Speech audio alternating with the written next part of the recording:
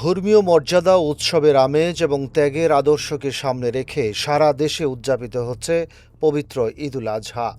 রাজধানী ঢাকা থেকে শুরু করে দেশের বিভিন্ন জেলা ও উপজেলায় সকাল থেকে ঈদের আনন্দে মুখর হয়ে ওঠে পরিবেশ।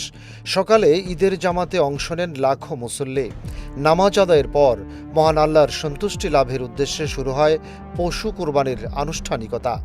রাজধানীর বিভিন্ন এলাকায় সকাল থেকেই পশু জবাই, মাংস প্রস্তুত এবং তা আত্মীয় স্বজন ও দরিদ্র মানুষের মধ্যে বিতরণের ব্যস্ততা লক্ষ্য করা গেছে। একই দৃশ্য দেখা গেছে দেশের বিভিন্ন অঞ্চল জুড়েও।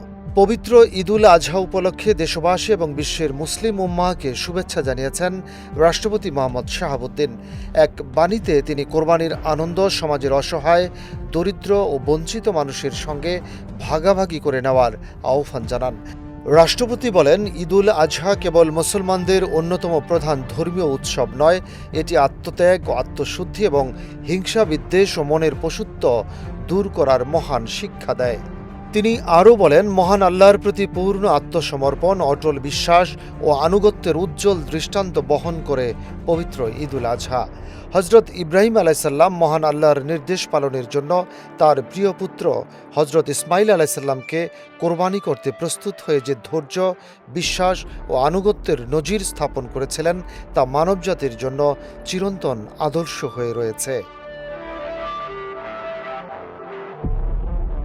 অন্যদিকে প্রধানমন্ত্রী তারেক রহমানও দেশবাসী সহ বিশ্বের মুসলমানদের ঈদের শুভেচ্ছা জানিয়েছেন। এক ভিডিও বার্তায় তিনি বলেন, কোরবানি শুধু পশু জবাইয়ের মধ্যেই সীমাবদ্ধ নয়, বরং লোভ, লালসা, হিংসা, বিদ্বেষ ও মনের পশুত্বকে দমন করার মধ্যেই এর প্রকৃত তাৎপর্য নিহিত। তিনি বলেন, তাকওয়া ও আত্মশুদ্ধির বার্তা নিয়ে প্রতি বছরের মতো এবারও পবিত্র ঈদুল আজহা মুসলিম উম্মার দ্বারে উপস্থিত হয়েছে। প্রধানমন্ত্রী ধর্ম, বর্ণ ও দলমত নির্বিশেষে সবাইকে ঈদের শুভেচ্ছা জানান। তিনি আশা প্রকাশ করেন, আল্লাহর শ্রেষ্ঠত্ব ঘোষণা এবং তার প্রতি আত্মসমর্পণের এই উৎসব মানুষের জীবনে ত্যাগের মহিমা ছড়িয়ে দেবে এবং সত্য ও সুন্দরের পথে এগিয়ে যেতে অনুপ্রাণিত করবে।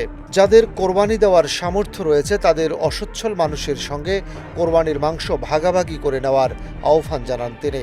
পাশাপাশি পশুর চামড়া সঠিকভাবে সংরক্ষণ, রক্ত ও বর্জ্য দ্রুত পরিষ্কার এবং পরিচ্ছন্নতা কার্যক্রমে সক্রিয় অংশগ্রহণের জন্য দেশবাসীর প্রতি আহ্বান জানান প্রধানমন্ত্রী। ডেস্ক রিপোর্ট, বাংলাবাজার পত্রিকা।